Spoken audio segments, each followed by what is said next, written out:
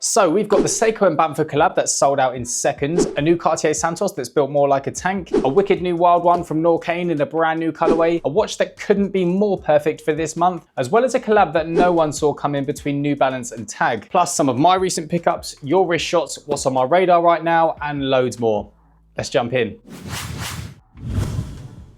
What's going on, guys? Welcome back to Time Drops, but welcome to the first ever episode of Time Drops Talk. This is going to be much more of a chilled vibe where I run through some of my top picks from the latest in the world of watches and lifestyle. You'll still get all of the news and review videos you're used to seeing here at Time Drops, but this just allows us to catch up more frequently, chatting about what's new, what's next, what I've got going on, what you've got going on, just talking about some cool stuff in real time, you know?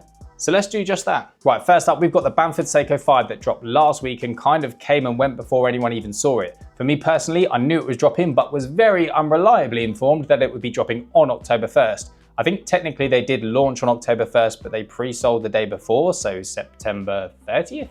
How many days in September?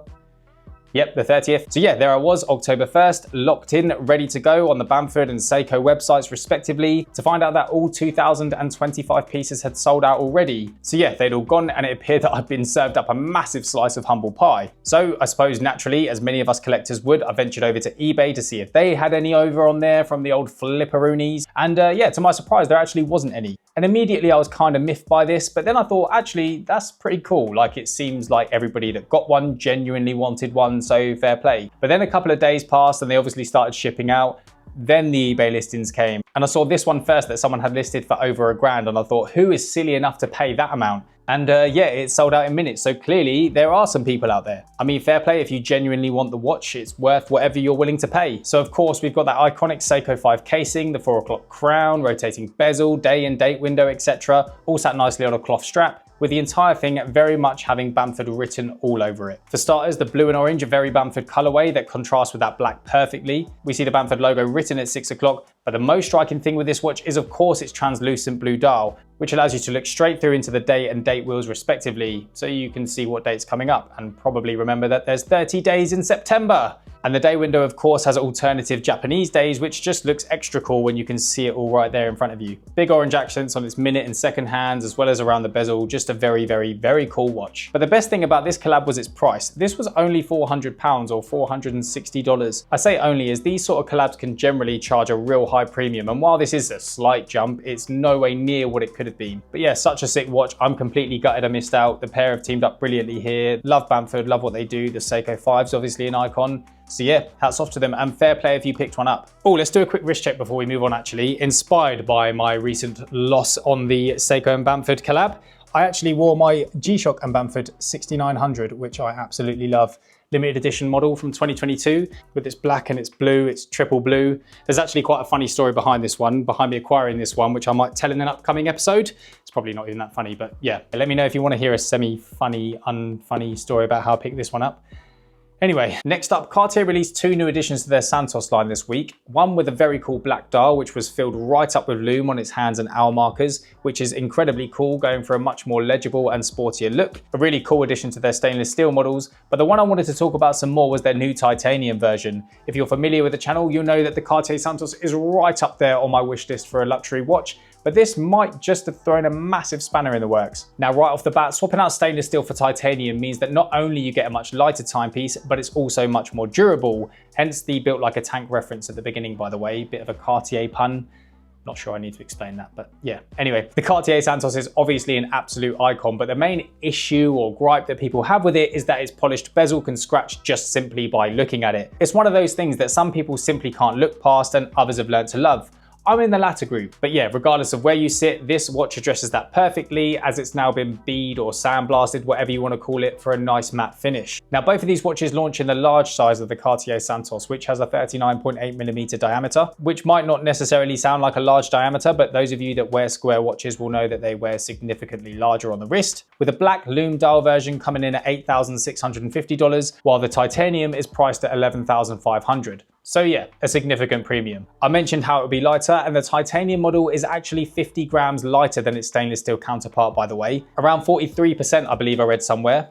pretty significant. I suppose some could argue that they've been a bit lazy here and gone with the standard colorway, but this is the brand's most popular sports model, and now that they've made it even sportier, no better place to start than the most popular one. I'm excited to see where they'd go with this. I think a real stealthed out version, especially with some lume in it, would look very, very cool. Anyway, next up, and sticking with high-end sporty timepieces, although very different from the last one, the beauty of watches, we've got a new Wild One skeleton from Norqain in a purple colorway. Now, quick disclaimer, I've never actually seen a Norqain model in the flesh, but I've always admired them from afar. I first became aware of them from their Freedom 60, which is the one with their ice cream in the date window and the case back. So I checked the brand out some more and found these Wild Ones. I love a skeleton dial, I love some popping colours, but purple is my favourite colour in the whole wide world, mate, so this one just spoke to me. As they say on their site, these are constructed from a mix of titanium and an ultra-light and ultra-robust shock-absorbing Nortec carbon fibre. We love a bit of shock resistance here, right? And it works very well in combination with its open worked dial. Nicely complemented by its silver, purple, and even pink accents. Look at that. Lovely stuff. Speaking of lightweight timepieces, this one's actually 78 grams, which is very impressive. It looks like this particular colorway is limited to 400 pieces and is priced at £4,850 in the UK, and I believe £6,590 in the US. But yeah, really cool, sporty, aggressive looking luxury timepiece. I'd really love to look at one of these up close. Let me know if you've had any experience with them down in the comments. Right, the next one I want to show you is massively contrasting to the others and, well, everything ever. This right here is the Monster Melter 3000 by Mr. Jones Watches. Designed in collaboration with artist Enorio De Piro, here we're seeing a battle taking place between a spaceman and a bloody great big alien. Now, this was actually released last year as a limited edition, but it's done so well that they've decided to bring it back for a permanent run. And it brings a whole lot of fun. As you can see in Mr. Jones Watches fashion, an incredibly striking timepiece, incredibly popping colours, and even popping eyes. That's all well and good, mate, but how on earth do you tell the time, I hear you ask? Well, the severed tentacle of the monster displays the hour, and the spaceman's ray gun displays the minute. So yeah, not the most legible watch you've ever seen, but who cares? This watch is perfect for the Halloween season. Big fan of Mr. Jones Watches. I've got their Ricochet where you see robots playing pinball and the time is displayed as the scoreboard, as you do. It's one of those in my collection that probably gets the most attention and is a big hit with my 5-year-old boy, so what more could I want? He also really likes the look of this Monster Melter, and that's what it's all about. Get him into the hobby early. And in terms of quick specs, we've got a 37mm stainless steel case, sapphire crystal glass, a nice mesh bracelet, automatic movement, all for the incredibly reasonable price of £195. So yeah, I thought this was pretty cool, and if you're looking for a new watch this spooky season, this could be a great option. So this week I sent out a poll asking you guys your opinion on trainers, or sneakers, or shoes, or crepes, whatever you want to call them. For me personally, I absolutely love them. You guys know that full well. That's actually how I got into watches in the first place, was matching them to my trainers. And I know the same goes for a lot of you guys too. They kind of go hand in hand, don't they? Or hand in foot, or hand in hand and foot in foot.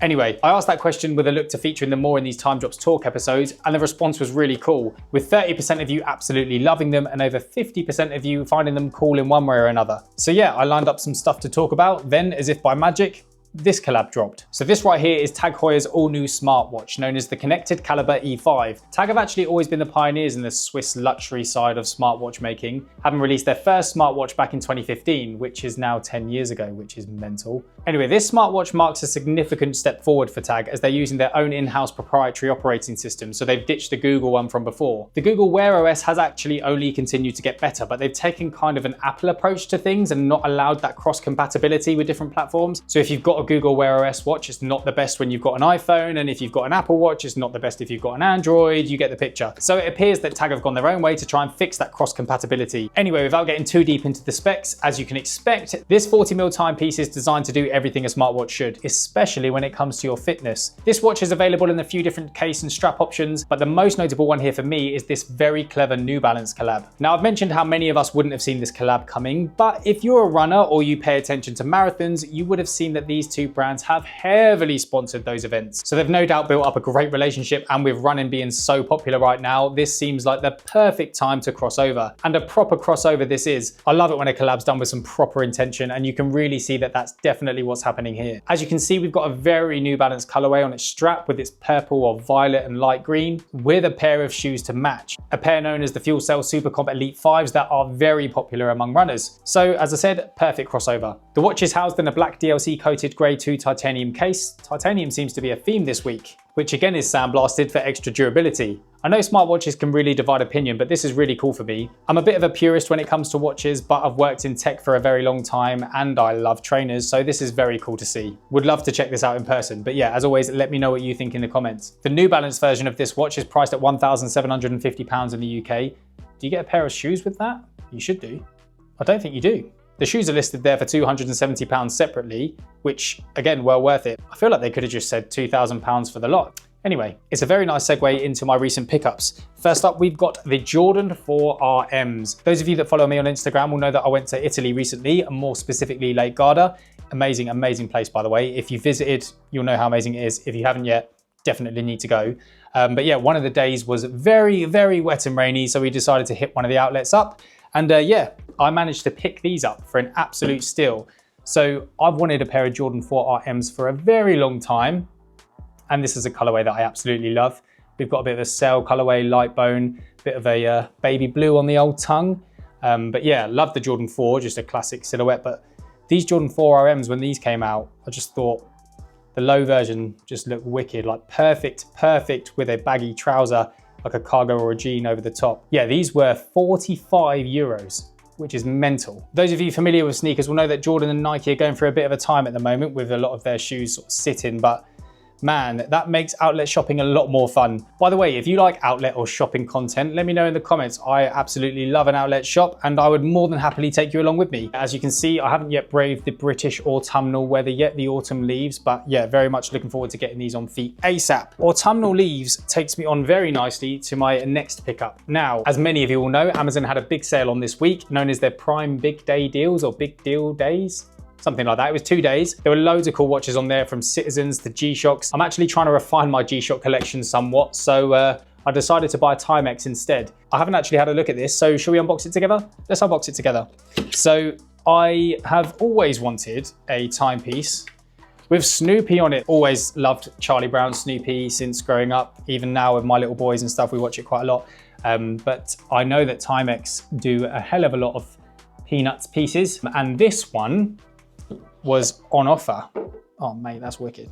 That's so cool. Let me just try and get this out. Autumnal leaves vibes.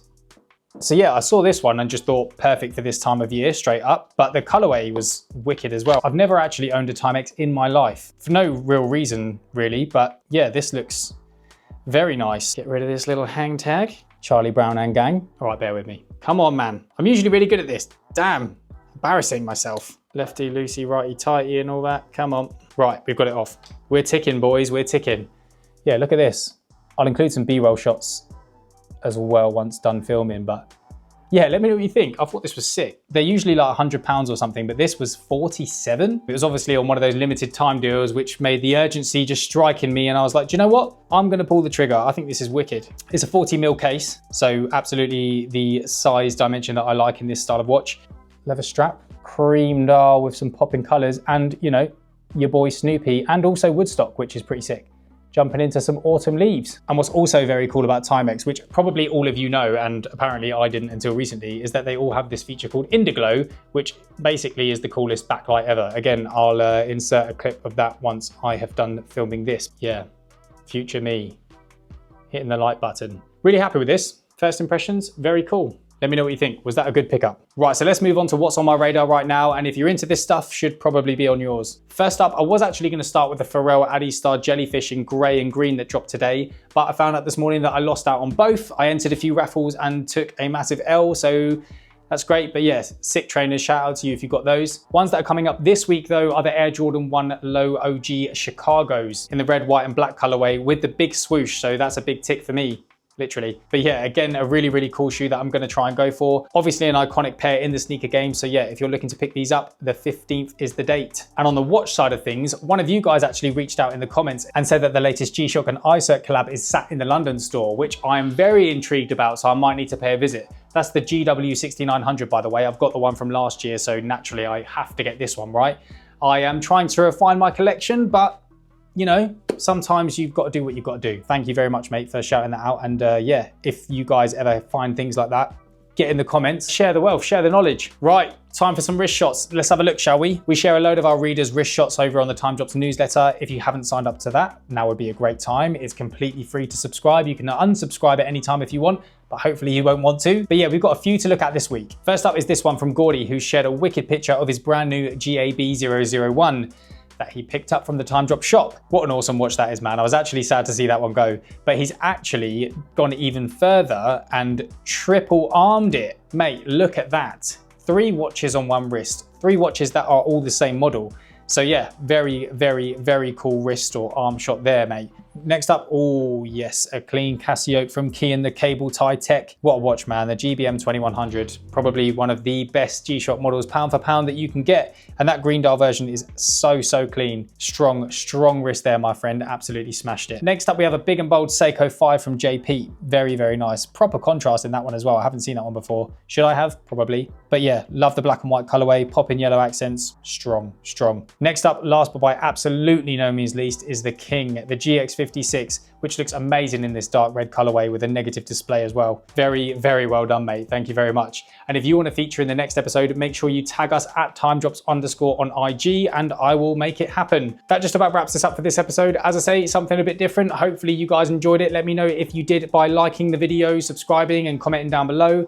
And yeah, I'll see you in the next one. Take care.